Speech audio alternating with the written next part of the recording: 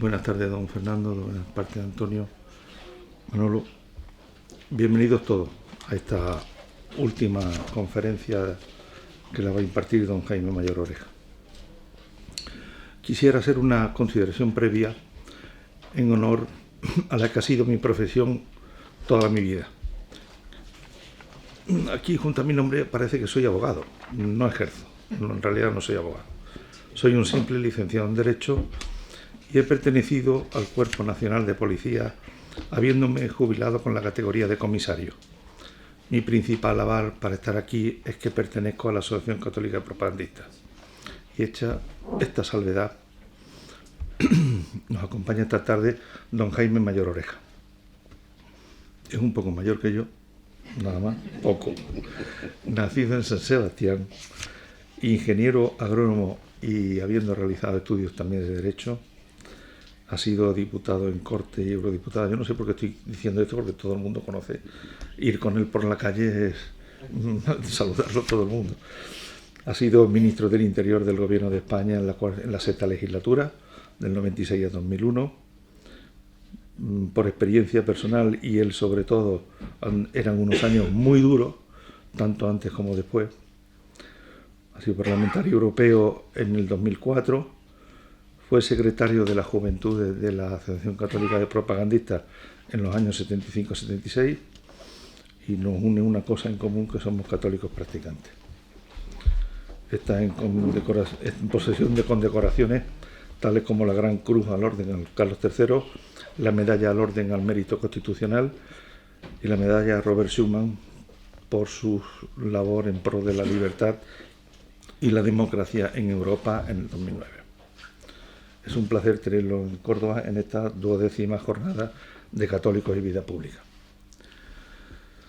Concretamente para mí es un auténtico honor presentar al que fue mi ministro del Interior en esos años tan duros, sufriendo él y su familia esa auténtica persecución que vino como consecuencia de su posicionamiento frente a la que era y lo que es hoy día el terrorismo, bajo la sigla que se oculte. Es igual. El aborto, hay una frase de él que me quedó impactado y que siempre la he llevado a la práctica. El aborto es algo propio de bolcheviques. Junto con la eutanasia forma parte de las viejas recetas de los totalitarismos que han asolado Europa. Esta frase, que comulgamos todos con ella, ha sido resaltada sobre todo en periódicos de tendencia izquierda y resaltada como que procede de la caverna. Su conferencia de hoy versará sobre la propuesta cristiana a la globalidad y cedo ya la palabra. Suyo es el micrófono. Muchísimas gracias. Muchísimas gracias, Domingo. Para mí sí que ha sido un honor poder contar contigo en las tareas que nos han unido durante muchos años, y muchas gracias a la Asociación de Propagandistas de la que formo parte. Una asociación que tiene mucho que hacer y mucho que decir y mucho que impulsar a través de proyectos nuevos como el que estamos desarrollando ahora como NEOS, una alternativa cultural sobre fundamentos cristianos.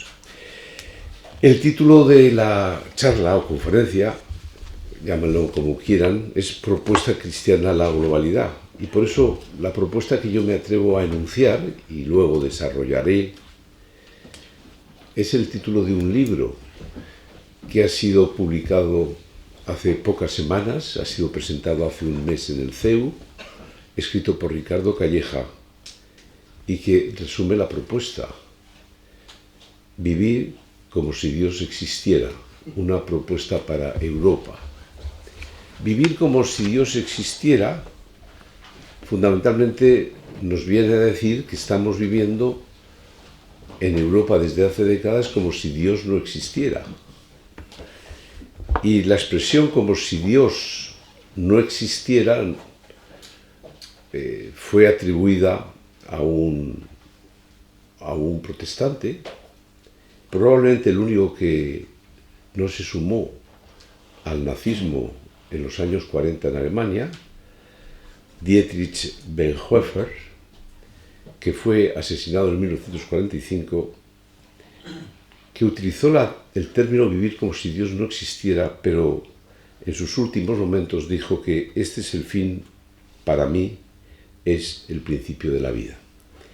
El autor es otro señor, es Hugo Grossio, 3 siglos antes, que era un teólogo de otra religión distinta a la católica, que tenía un eslogan, et si Deus non daretur, como si Dios no existiera.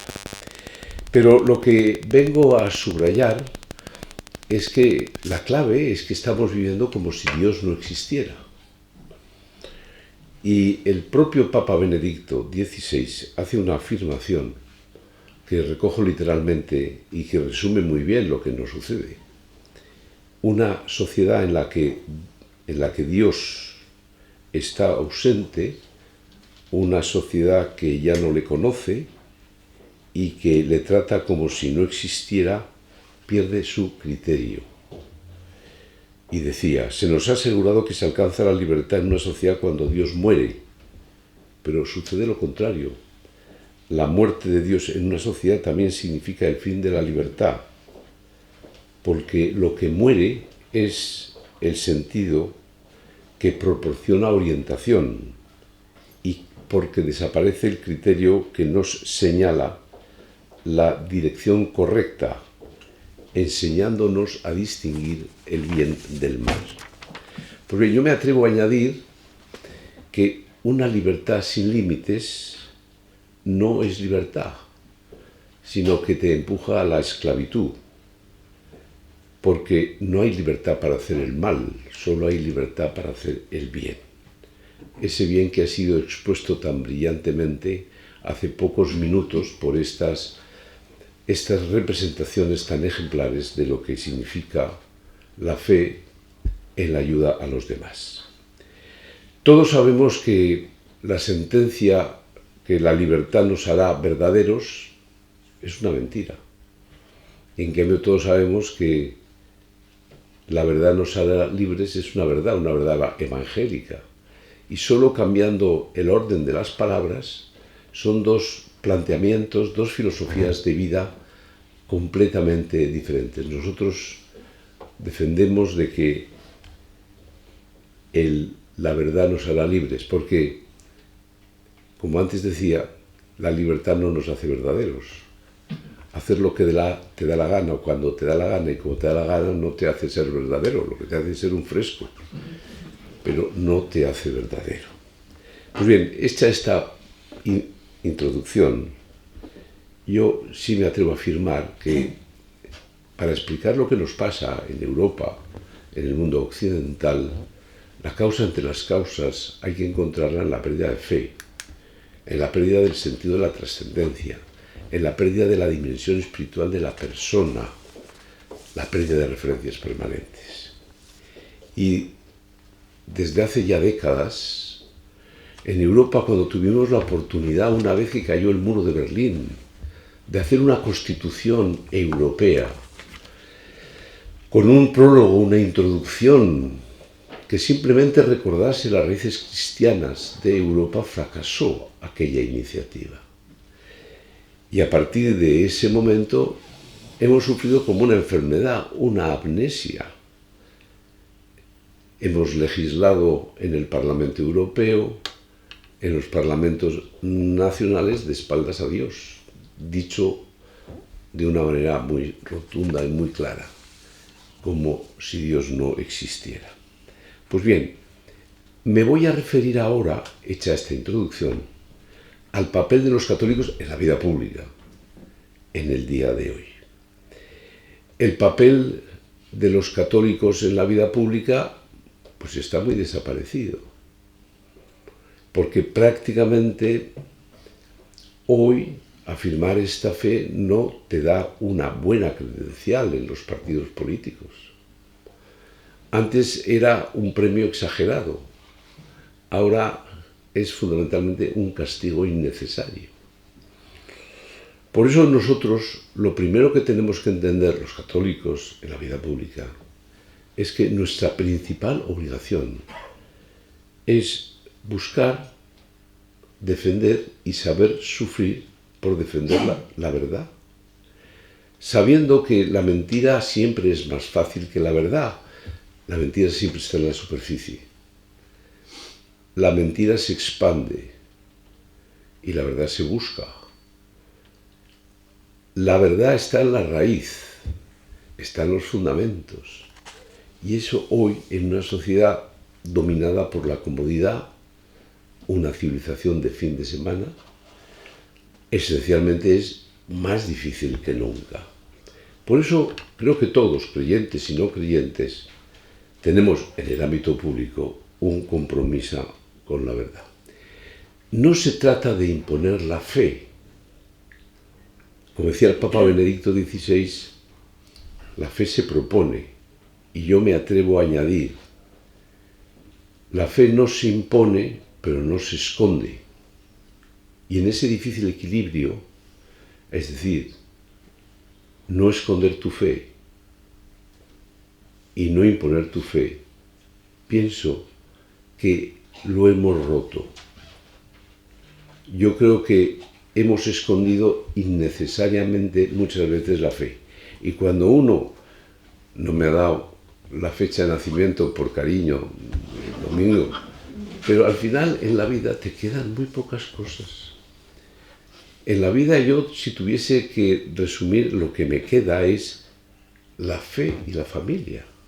Todo lo demás, la popularidad, el conocimiento, el éxito, incluso el dinero, los que han tenido, que yo no. En cualquier caso, todo eso es efímero. Y si eso es así, ¿por qué lo tenemos que esconder en la vida pública?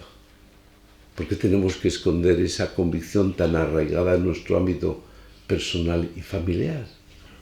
Si la fe y la familia es lo más importante que te va quedando a lo largo de los años. Defender la verdad es, por eso, el primer compromiso del católico en la vida pública. Y defender la verdad una vez es muy fácil, lo hacemos todos. Defender muchas veces la verdad te deja exhausto. Defender siempre la verdad solo lo hizo nuestro Señor Jesucristo y acabó en la cruz. Pero ese es el compromiso más importante. La fortaleza en la defensa de la verdad te hace entender pronto, comprender la fortaleza de la soledad. La fortaleza de la soledad te hace comprender la fortaleza de la verdad. Y diría que hasta el propio Papa Benedicto XVI tuvo que soportar una extrema soledad, hasta el extremo que tuvo que aceptar que le faltaban fuerzas físicas para culminar su etapa como Papa en una importantísima responsabilidad. Por eso, en esta tarea de defensa de la verdad, la primera verdad que yo creo que tenemos que defender es que de todos los problemas que tenemos delante de nosotros, el más grave, el más difícil, el más complejo, es lo que algunos, bastantes o muchos, tratan de hacer, que es reemplazar, sustituir o destruir un orden social basado en fundamentos cristianos por un implacable desorden social. Y esto es lo que hoy estamos viviendo, y muy aceleradamente en España. Por eso, lo que nos tenemos que preguntar es cómo, de qué manera lo están haciendo, ¿no? Bueno, lo están haciendo desde el silencio. Están intentando imponer a través del descarte, a través de la cancelación, una moda dominante que es totalitaria. Todo aquel que no defiende estas reglas que se imponen deben ser descartados. Y por eso ellos lo hacen desde el silencio, no lo dicen nunca. Han aprendido del totalitarismo, del comunismo, del nazismo, que hicieron de la propaganda su principal aliado. Hoy no es su principal aliado la propaganda. Hoy es el silencio. Avanzan en muchas modalidades, en el género y en otras muchas cuestiones, desde el silencio, sin que la gente entienda y comprenda lo que se está produciendo. Es decir, el problema más grave que tenemos es de ingeniería social, que viene a significar un intento de transformación de las conciencias individuales, personales, que estamos viviendo, y nunca explican con totalidad este adoctrinamiento o este proceso. Lo hacen a través del silencio, y por eso nosotros no podemos caer en el silencio, porque el silencio es un aliado cómplice. Por eso tenemos que saber superar la tentación del silencio, y tenemos que saber decir, pese a que hemos pasado del prestigio de la verdad al rencor hacia la misma.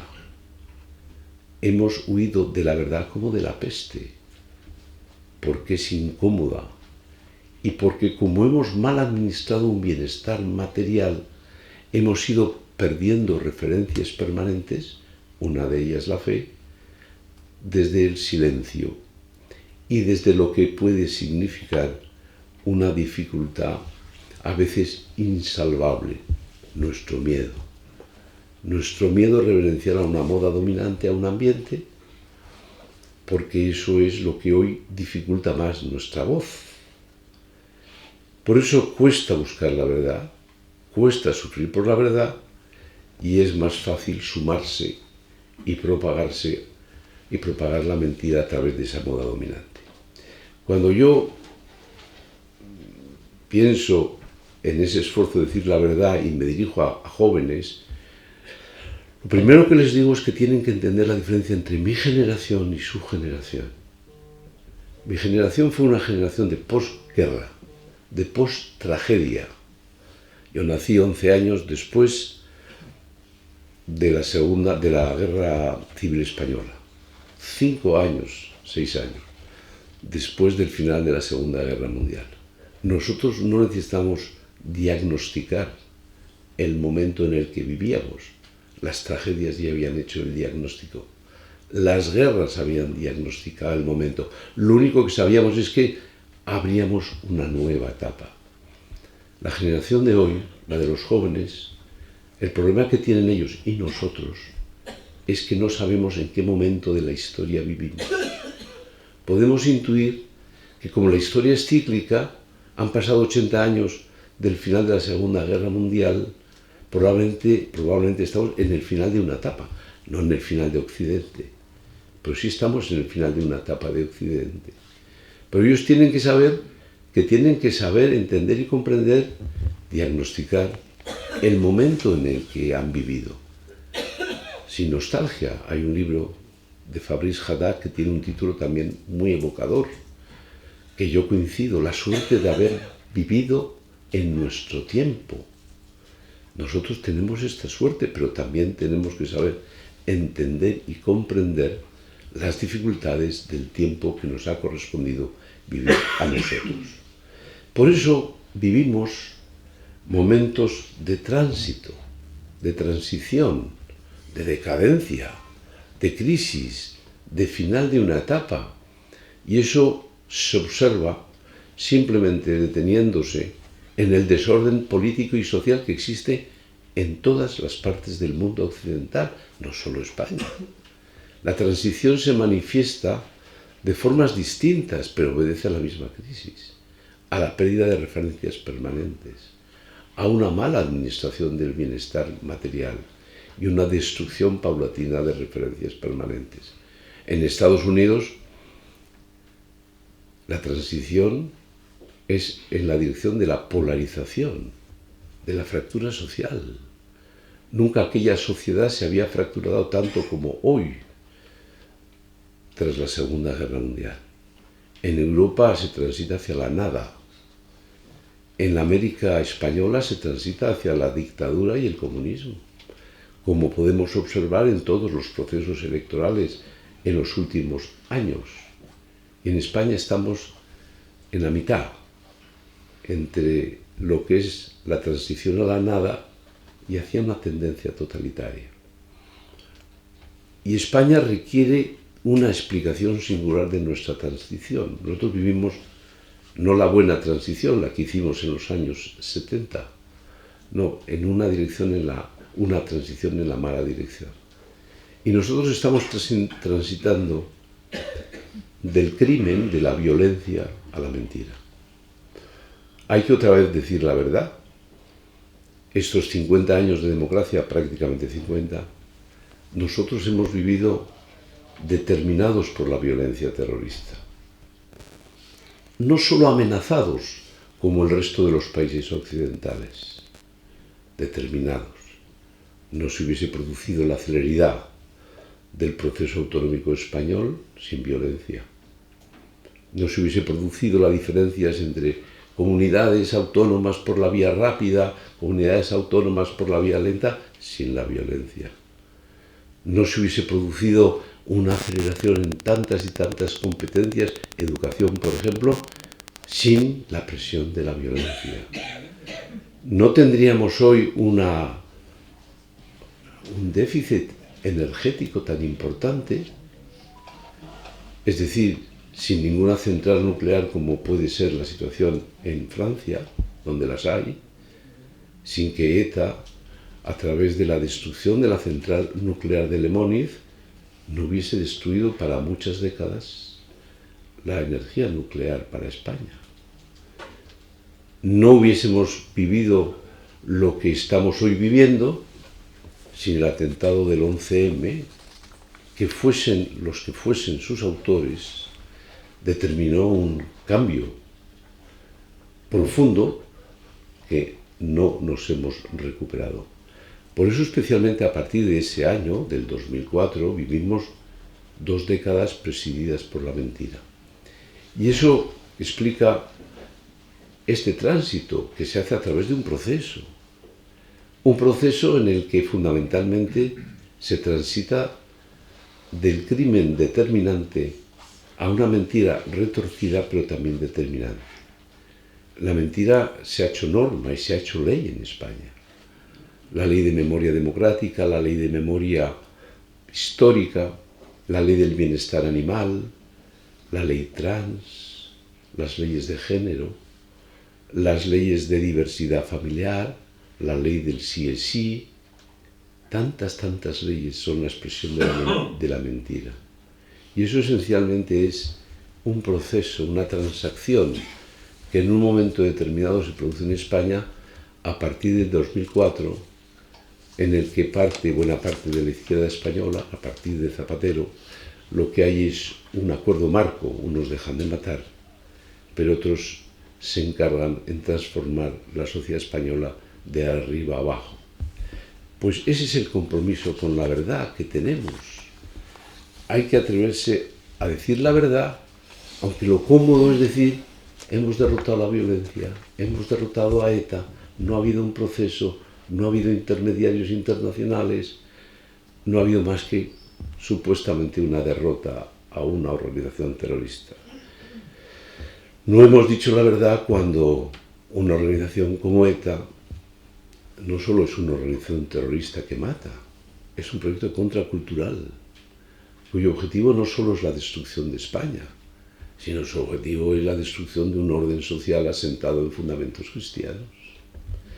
Y por eso, lo que tenemos que reiterar una vez más es que vivimos una peculiar transición en España, desde el crimen hasta la mentira.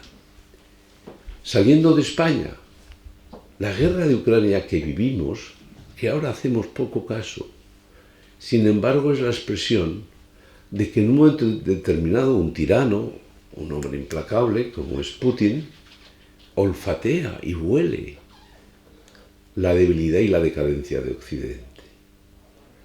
No se hubiese atrevido a desencadenar esta guerra hace 30 años. ¿Pero por qué se atreve ahora? Porque olfatea que nuestra civilización se ha hecho una civilización de fin de semana. Que lo único que nos interesa es el fin de semana. Una sociedad en la que lo que nos interesa es el dinero. El dinero que es el único elemento sólido cuando realmente es la expresión de lo fluido que fluye de mano en mano, pero que prácticamente no es la expresión de la solidez. Por eso vivimos hoy lo que vivimos en Europa, porque no hemos querido entender la verdad de que Rusia siempre es una nación que tiene doble extensión en kilómetros cuadrados que Europa, con 144 millones de habitantes, pero por ello con una obsesión permanente con las fronteras que le rodean.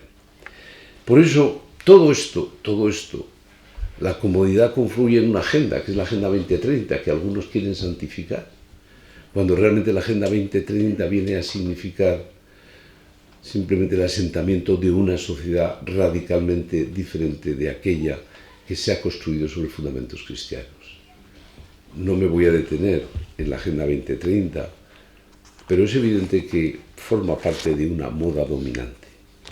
Y para no prolongar más mi intervención, yo quiero decir que fundamentalmente hay que volver al papel de los católicos en la vida pública, que es la razón principal de la propuesta que yo hago.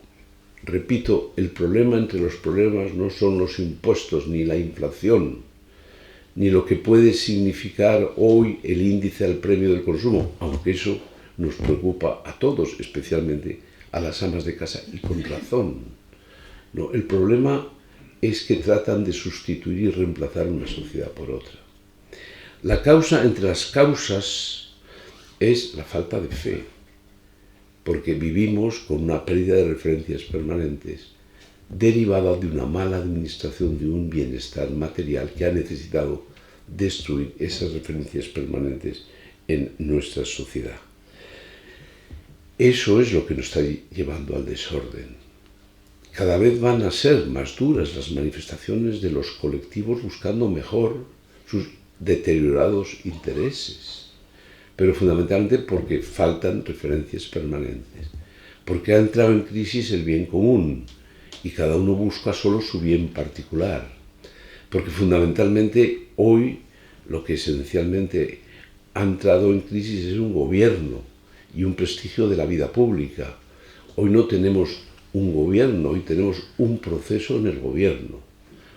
Hoy no tenemos un gobierno de coalición, ni tenemos un gobierno que busca el bien común.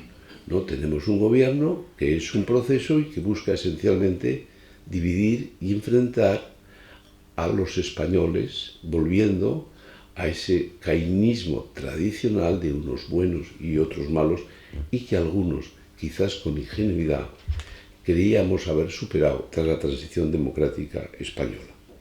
Por eso, el católico español tiene que cambiar de actitud, porque en estas cuestiones no es echar la culpa a los demás, es recordar lo que decía Teresa de Calcuta cuando un párroco se acercó a un sacerdote y le dijo: ¡qué desastre! Las parroquias, las universidades, los colegios, hay tantas cosas mal que ¿por dónde empezamos? Y ella le dijo: ¿y por qué no empezamos usted y yo? El cambio tiene que empezar por uno mismo y saber cambiar de actitud personal. Los católicos españoles creíamos que formábamos parte de una mayoría, supuesta mayoría, y por eso acomodada. Una mayoría que fundamentalmente cada día se acobardaba más. Una mayoría que cada día se siente más derrotada y que piensa que bastante hace con mantener sus principios en su casa y la fe en su casa, pero no se atreve fundamentalmente a entender que el debate público tiene que estar, aunque seamos una minoría, tiene que estar también determinada y definida por quienes tenemos fe y tenemos referencias permanentes. Por eso ese tránsito de una mayoría acomodada, acobardada, silenciosa, a una minoría creativa, incluso ruidosa y sobre todo auténtica. Ese es el gran salto que tenemos que dar los católicos, empezando por uno mismo, por mí mismo. Por eso algunos hemos lanzado una iniciativa impulsada también por la Asociación Católica de Propagandistas. Hace falta una alternativa cultural sobre fundamentos cristianos. No se trata de alcanzar el poder es importante, pero lo importante es entender que la crisis está en los fundamentos, la crisis está en la persona, no está solo en la política, no está solo en la economía, está dentro de nosotros mismos.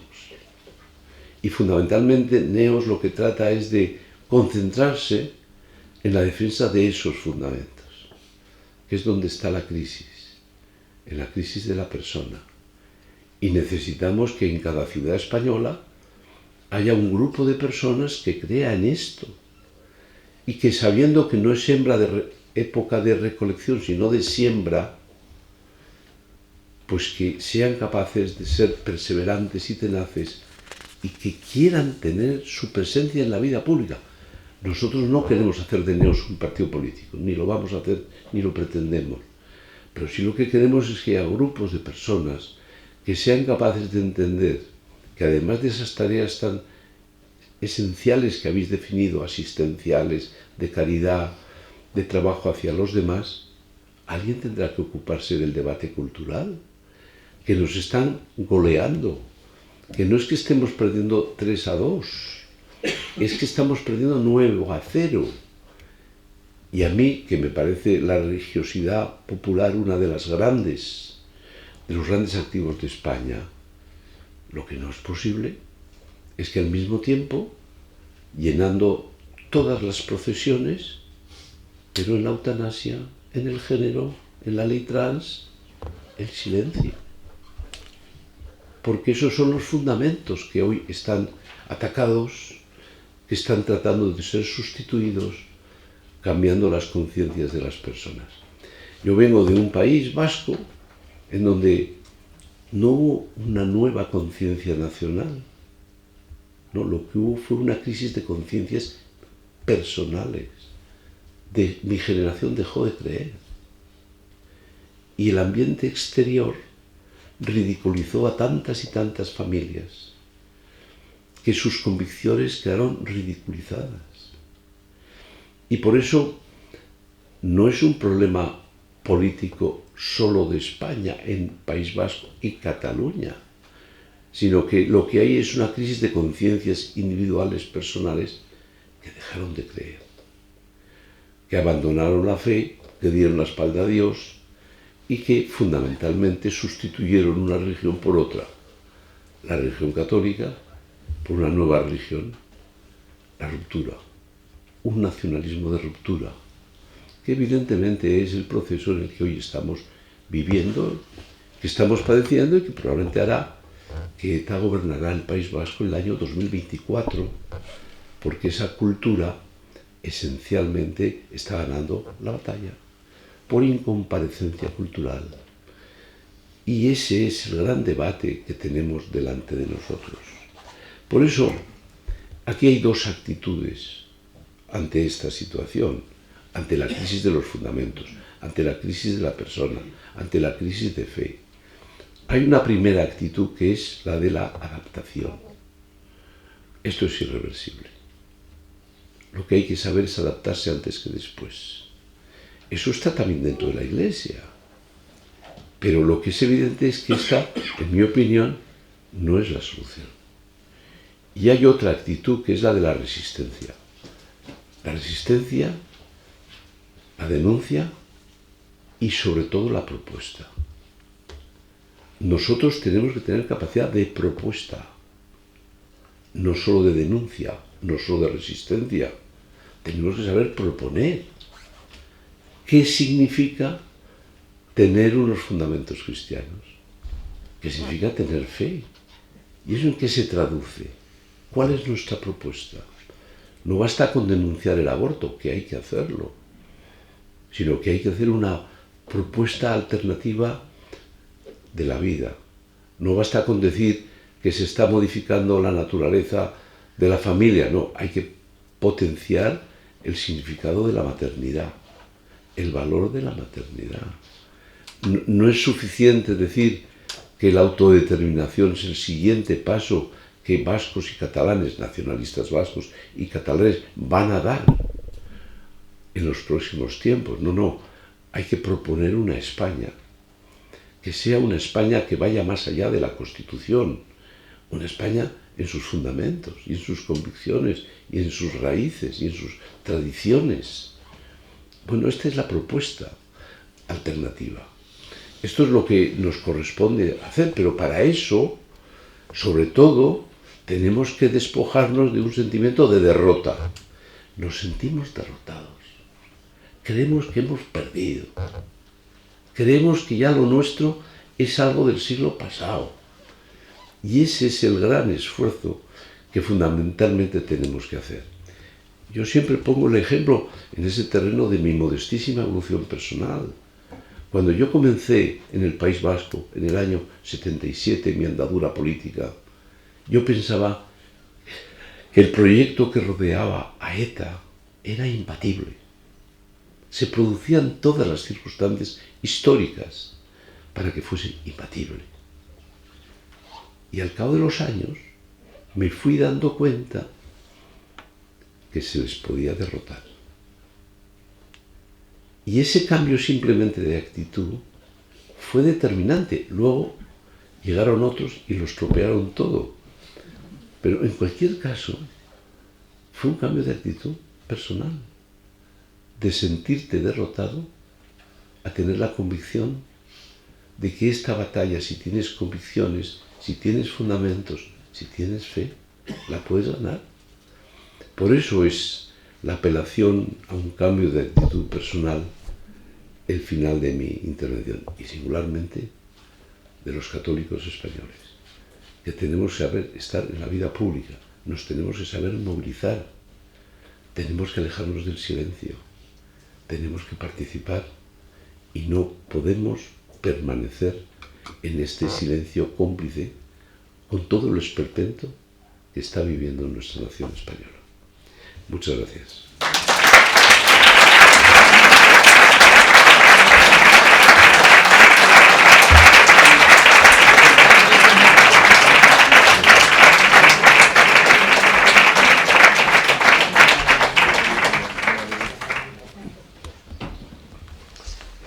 Se abre un turno de preguntas para quien tenga alguna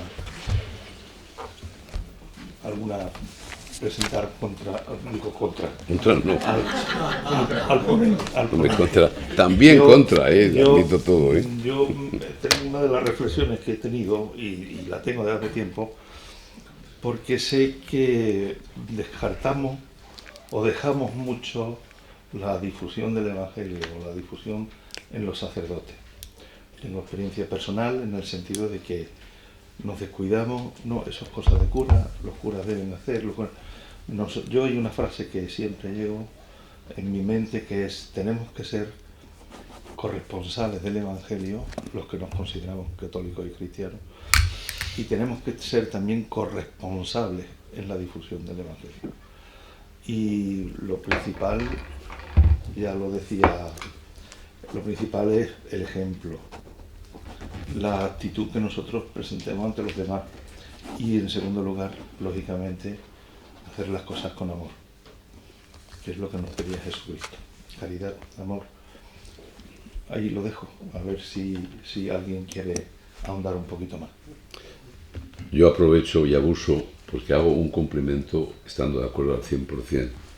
Pero quiero decir y añadir, los sacerdotes tienen que estar también en el debate cultural. Lo más importante es la fe, como antes he dicho. Y en eso tenemos que, unos y otros, tener principalmente nuestra máxima prioridad. Pero luego hay que saber hablar también del debate cultural que tenemos delante de nosotros. ¿Qué es la ley trans? ¿Y qué es el aborto o la eutanasia? Es decir, antes he dicho un conjunto de leyes que son la expresión de la mentira. El aborto y la eutanasia están entre el crimen y la mentira. Pero hay que hablar de estos temas. El otro día, en Neos, en uno de los actos que hicimos, no lo digo con ánimo de crítica, yo traté de llevar a 4 mujeres que explicaran el feminismo de verdad. 4 mujeres estupendas, profesionales, brillantes, que han sabido compatibilizar. Nos faltó un testimonio de una ama de casa, que solo se hubiese dedicado a ser ama de casa. Y no fue fácil para mí encontrar a alguien que hiciese esto, pero busqué una monja para que explicase cómo se realiza como mujer siendo monja. Y no se atrevieron, lo entiendo bien, porque pensaron, esto es una cosa de políticos. Y no quisieron. Bueno, esa separación tan tajante en el debate cultural del sacerdote a la fe y del que no es sacerdote al debate cultural, no. Nosotros tenemos sobre todo que cuidar nuestra fe y el sacerdote también tiene que saber explicar la maldad de un proceso cultural que sin duda nos invade hoy en nuestra sociedad. Es decir, no puede haber incomparecencia cultural. Los sacerdotes están fundamentalmente para la fe. Por eso son ministros de Dios. Pero tienen que estar también explicando que no es posible que suceda lo que está sucediendo en España, que en 7 meses tenemos un esperpento entre las leyes que emana el Parlamento y un tribunal constitucional dominado por el proceso de tránsito al que antes me he referido, que está a su servicio. Porque si pensamos que eso es indiferente, nos equivocamos. Porque eso se hace doctrina. Y cuando hay una moda dominante, fundamentalmente cambia las conciencias de las personas. Y la fe es esencial, pero una respuesta al debate cultural que tenemos también.